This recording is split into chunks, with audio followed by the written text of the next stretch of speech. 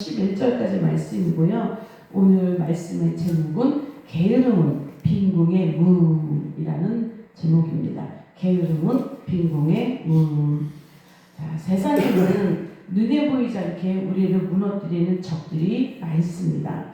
질병이나 사고처럼 갑자기 찾아오는 경우도 있지만 또 어떤 것은 조금씩 우리를 무너뜨리기도 합니다. 그 대표적인 것이 바로 게으름입니다. 자, 이 게으름은요, 이 게으름이 무슨 죄인가? 그리고 이 게으름이 어떻게 우리를 무너뜨리지? 우리는 이렇게 볼 수 있습니다. 자, 이 게으름은 하루아침에 사람을 망하게 하지 않습니다. 하루아침에 사람을 무너뜨리지 않아요. 자, 그런데 이것이 왜 죄이고 왜 사람을 무너뜨리는가? 게으름은요, 오늘 말씀의 내용을 보면 그렇습니다. 오늘 하루쯤이야. 내일부터 하지. 조금 있다 하면 되지. 이거거든요. 조금만 더 쉬자. 조금만 더 쉬자. 조금 있다 하자. 이렇게 되는 것이 게으름입니다.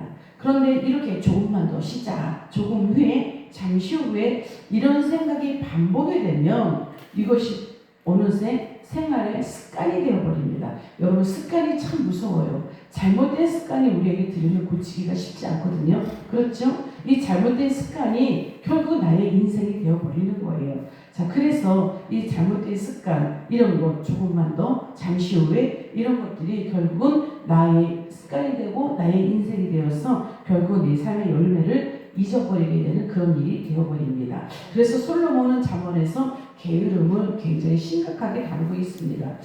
하나님께서 주신 시간과 이런 모든 기회, 이런 것들을 낭비하게 되는 시발점이 바로 이 게으름이기 때문에 그래요. 자, 더 큰 이 위험성이 있는데 그게 뭔가 하면 게으름은 영적 잠에 빠지게 합니다.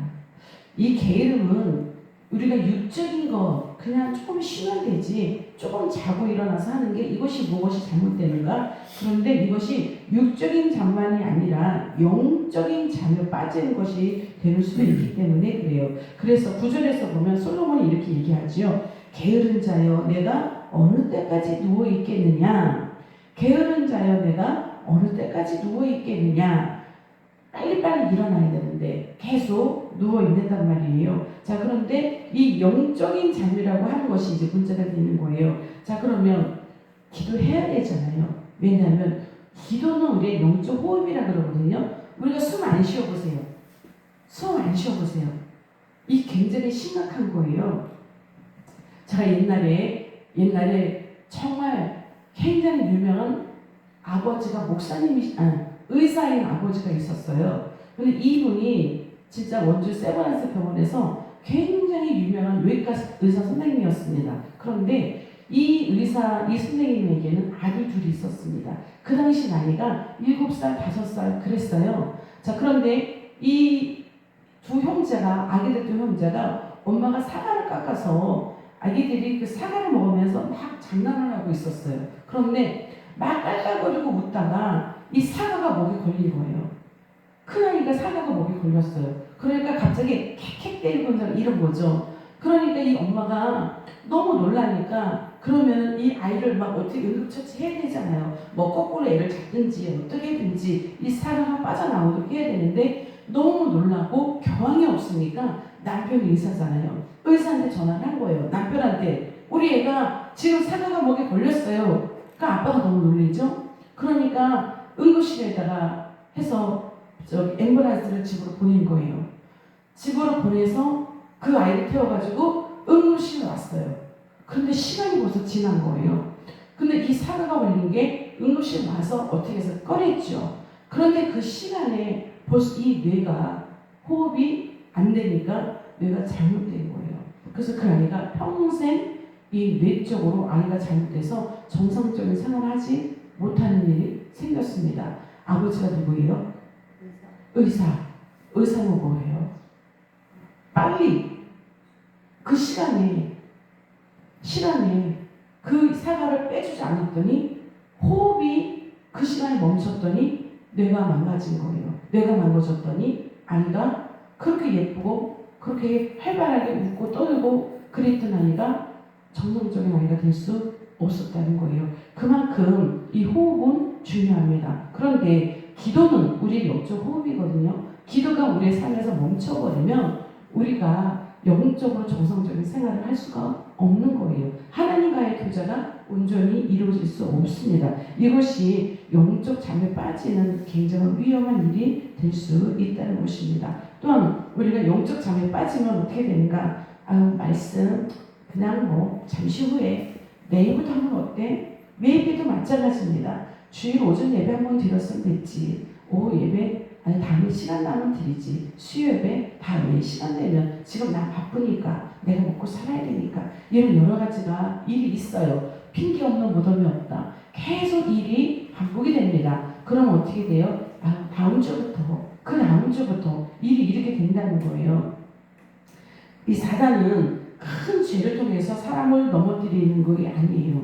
이렇게 작은 게으름 조금 쉬자 나중에 하자 이런 마음을 통해서 영적 긴장을 풀게 만든다는 거예요. 이게 중요하죠. 영적으로 우리가 긴장하고 있어야 되는 거죠. 왜냐하면 언제든 사단 마귀가 틈탈 수 있다. 언제든 내가 무너질 수 있다. 언제든 내가 이 게으름에 무너질 수 있다. 그런데 사단은 어떻게 해요? 괜찮아. 조금인데 잠시인데 조금 이따 하면 되지. 내일부터 하면 되지. 다음 주부터 하면 되지. 계속 이렇게 만들어서 우리가 영적인 긴장을 풀게 만든다는 거예요. 이것이 문제가 됩니다. 그런데 예수님께서도요, 겟세마네 동산에서 제자들에게 이렇게 말씀하셨습니다. 마태복음 26장 41절에 보면 시험에 들지 않게 깨어 기도하라. 시험에 들지 않게 깨어 기도하라. 우리가 자꾸 잠에 있고 영적으로 깨어있지 못하면요, 모든 일들이 다 시험거리가 된다는 거예요. 우리가 어제도 말씀드렸지만 우리가 만민 상처를 왜 받습니까? 깨어있지 못해서 그래요. 우리가 영적으로 깨어있지 못하고 각성하지 못하기 때문에 자꾸 사단이 우리의 마음을 건드리는 거예요. 그러면 시험 들지 않을 것도 자꾸 시험 들게 돼버립니다. 여러분, 우리가 시험 들면 어떻게 돼요? 사람들 뭐라 그래요? 나 시험 들었어요. 그럼 뭐예요? 쉬겠다는 얘기예요. 나 힘들다는 얘기예요. 나 시험 들어서 이거 못하겠어요. 나 시험 들어서 이제 교회 못 다니겠어요. 나 시험 들어서 이제 못하겠어요. 그렇게 되는 거거든요. 그럼 시험이 왜 들어요? 시험이 왜 들어요? 물론 우리가 충만할 때 그래서 사단 마귀가 우리를 무너뜨리려고 그렇게 해요. 그런데 정말 우리가 영적으로 각성하지 못하고 영적인 잠에 빠져 있을 때 우리는 또 이렇게 세상으로 흘러갈 수밖에 없는 일이 일어나게 됩니다. 그래서 신앙생활에서 가장 위험한 상태는 언제인가? 넘어지는 것이 아니라 잠들어 있는 상태. 이 잠들어 있으면, 영적으로 내가 잠들어 있으면 자꾸 시험 들게 해서 무너지게 하죠. 나중에는 어떻게 되는지 아세요? 사단이 건드리지도 않아요. 왜 그럴까요? 시험이 들어서 잠자고 있잖아요. 그럼 사단 마귀가 자기를 위협하지 않아요. 얘는 이제 걱정 안 해도 돼. 왜냐하면 영적 잠에 빠져 있으니까 나를 위협하지 않아. 나를 위협하지 않으면 여러분 건드리지 않아요. 우리가 많이 그러잖아요. 원수는 가까운 사람이 있어요. 그렇죠? 원수는 집안에 있고요. 원수는 가까운 사람이 있어요. 왜 원수가 가까운 데 있죠? 저 멀리 있는 사람은 원수가 되지 않아요. 왜냐하면 저 멀리 있는 사람은 나를 건드리지 않거든요. 그래서 멀리 있는 사람은 원수가 되지 않아요. 그런데 가까이 있는 사람은 원수가 돼요. 왜 그럴까요? 경쟁심이 있어요. 나를 건드려요. 서로 나를 힘들게 해요. 그래서 원수가 되는 거거든요. 그런데 사단은 잠들어 있는 사람은요, 잠자는 사람은 원수를 여기지 않는다니까요. 왜냐하면 그 사람은 나를 괴롭히지 않고 그 사람은 나를 위협하지 않으니까. 이것이 바로 사단의 입장입니다. 그래서 이 잠자는 사람은 사람도 건드리지 않는다. 나중에는. 그래서 이것이 바로 위험하게 된 것입니다. 그래서 10절에 보면 잠시 자자, 잠시 졸자, 손을 모으고 잠시 누워있자 라는 말씀이 있잖아요. 여기서 반복되는 것이 바로 잠시입니다. 게으름은 평생 쉬겠다라고 하지 않아요. 잠시 이런 생각을 갖고 있다는 거죠. 그래서 이것을 위험하게 생각하지 않는다는 것입니다. 그런데 이번 한 번만 잠시 이것이 타협이 되는 것이고요. 이 잘못된 타협 이것이 반복되면 결국은 신앙이 식어집니다. 우리의 신앙이 식어지면 예배의 열정이 식어지고 기도의 열정이 식어지면 여러분 그 다음에 누구도 못 말립니다. 일단 거기에 빠지면 못 일어나요. 그 건진받기가 그렇게 힘이 듭니다. 그래서 우리는 잠시 이 병에서 우리를 벗어내야 됩니다. 그러면 이 게으름의 결과는 어떤 일이 있을까요? 11절 보면 뭐라 그러세요? 내 빈궁이 강도같이 오며 내 곰핍이 군사같이 이르리라. 게으름은 지금은 몰라요. 그런데 반드시 결과가 있다는 거예요. 그것이 뭐예요? 빈궁이 강도같이 온다는 거죠. 여러분 강도가 언제 옵니까? 예고하고 옵니까? 내가 몇 날 며칠에 당신 집을 털러 가겠습니다. 예고하고 오지 않잖아요. 갑자기 들이닥치죠. 군사가 어떻습니까? 군사는요 병사 하나가 아닌 거예요. 무리지어서 온다는 거예요. 우리가 처음에는 게으름이 아무것도 아닌 것 같잖아요. 영적 게으름, 영적으로 잠자는 거 아무것도 아닌 것 같죠. 어느 날 갑자기 빈국이 몰려오는 거예요. 군사같이 곰핍이 우리 가운데 일어난다는 것입니다. 이것이 문제가 오는 거죠. 찾아오고 밀어닥치는 거. 게으름의 결과도 이와 마찬가지라는 거예요. 여러분 공부 게을리하면 결국 실력이 빵꾸 나지 않아요. 시험 잘 볼 수 있습니까? 그렇지 못해요. 마찬가지입니다. 우리가 영적으로 침체되는 이 모든 것이 바로 신앙을 게을리했을 때 일어나는 거예요. 그래서 하나님은 이런 게으른 것도 역시 죄다 라고 말씀합니다. 그럼 어떻게 해야 되는가? 어떻게 하나님을 기뻐하시는가? 여러분 부지런하셔야 돼요. 부지런하셔야 돼요. 여러분 이 새벽에 나오신 우리 성도분들은 다 부지런하세요. 그렇죠? 그렇기 때문에 이 새벽을 깨우면 나오신 거잖아요. 그 새벽에 일찍 일어나서 전동차 타고 여기까지 오시는 거 부지런하신 거예요. 그렇죠? 우리가 부지런하니까 어떻습니까? 맑잖아요. 그렇죠? 영혼은 하루를 맑게 시작할 수가 있는 거예요. 그럼 하루가 영적으로 잠자는 것이 아니라 영으로 깨어서 무엇인가를 할 수 있는 그런 상태로 우리가 준비된다는 것입니다. 여러분 개미가 어때요? 개미가 여름 내내 땀 뻘뻘이 흘리면서 일할 때 겨울은 어떻습니까? 일할 수 없는 그때에 정말 편히 쉴 수 있는 건 그거죠. 여름에 뜨겁게 고생하면서 일어났기 때문에 우리가 영적으로 부지런해서 우리가 영육이 강건하면 어떤 일이 있다 할지라도 우리는 무너지지 않을 수 있습니다. 그래서 우리가 부지런하다라는 것은 그냥 저 사람은 잠시 앉아있지 못해 참 성격이야. 물론 성격일 수도 있습니다. 그런데 이 게으른 것이 아니라 영적으로 부지런한 것은요 하나님께 대한 믿음을 피워냅니다.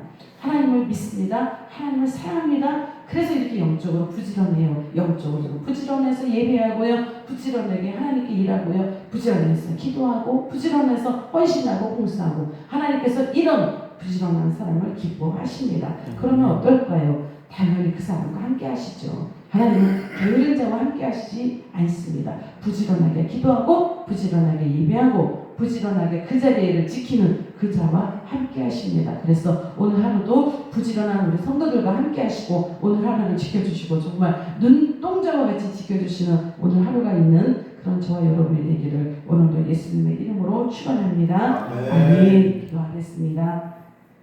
하나님 아버지 감사합니다.